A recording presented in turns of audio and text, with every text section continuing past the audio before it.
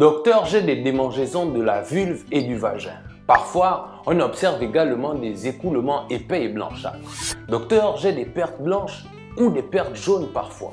Docteur, mes pertes vaginales ont une odeur très désagréable. Docteur, mes pertes ont un aspect mousseux, jaunâtre ou verdâtre. Docteur, mes pertes vaginales sont grumeleuses comme du lait caillé. Voilà une liste non exhaustive de symptômes qui traduisent vraisemblablement une candidose vaginale et qui nécessitent une consultation auprès des gynécologues pour confirmer le diagnostic afin d'écarter toute autre pathologie ayant des symptômes similaires. Obeta Info, la santé d'abord, savoir pour mieux vivre.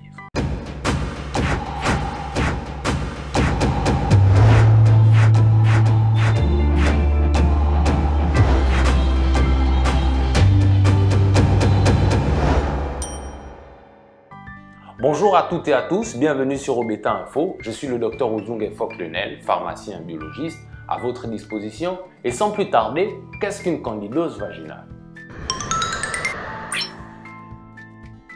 Une candidose vaginale ou mycose vaginale est une maladie fongique. L'organisme contient naturellement des champignons appelés Candida albicans.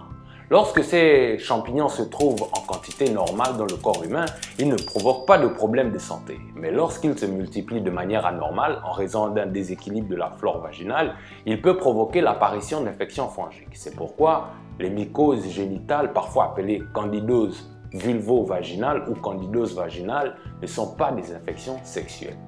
Au vu des symptômes énumérés au début de l'émission, quelles sont les causes d'une candidose vaginale? Alors, parmi les causes, la mycose vaginale peut se produire pour de nombreuses raisons, parmi lesquelles on a la prise de traitements antibiotiques. Ces médicaments soignent les infections bactériennes mais ne ciblent pas les bonnes et les mauvaises bactéries. Ils éliminent toutes les bactéries, notamment celles nécessaires à la régulation de ces champignons présents dans l'organisme. On a aussi les déséquilibres hormonaux. Ce qui perturbe vos hormones peuvent également perturber l'équilibre du Candida albicans dans votre vagin, qu'il s'agisse de la grossesse, de la prise de la pilule contraceptive ou des changements hormonaux ayant lieu au cours du cycle menstruel. On a aussi le diabète non maîtrisé, car l'hyperglycémie agit sur les bactéries présentes dans l'urine. Puis on a un système immunitaire fragilisé par la maladie, la chimiothérapie, les radiothérapies mises en œuvre pour traiter les cancers diminuent aussi l'immunité. Puis on a des causes irritatives, une toilette intime avec des produits trop agressifs, des gestes trop abrasifs, des douches vaginales répétées augmentent le risque de mycose. Puis on a le port prolongé des garnitures souillées, des sous-vêtements synthétiques ou des vêtements trop serrés peuvent également provoquer une prolifération fongique. Alors quelle est la conduite à tenir? En cas de suspicion ou de mycose vaginale, il est conseillé de consulter un médecin. Celui-ci posera son diagnostic, bien évidemment, en vous interrogeant sur les antécédents médicaux, notamment pour savoir si vous avez souffert auparavant d'une infection vaginale ou d'une infection sexuellement transmissible. Il effectuera un examen gynécologique des organes génitaux externes qui permet de détecter les signes de l'infection en utilisant un spéculum pour examiner le vagin, le col de l'utérus et prélever les sécrétions vaginales qui seront examinées en laboratoire pour déterminer avec exactitude la cause et cibler un traitement. En prévention, certaines règles d'hygiène permettent de limiter le risque de survenue d'une mycose. Évitez les toilettes intimes à répétition qui déstabilisent la flore vaginale. Surtout avec les nouvelles technologies prises sur internet du genre toilette intime avec le clou de girofle, arrêtez ça. Évitez les savons acides ou trop détergents pour la toilette intime.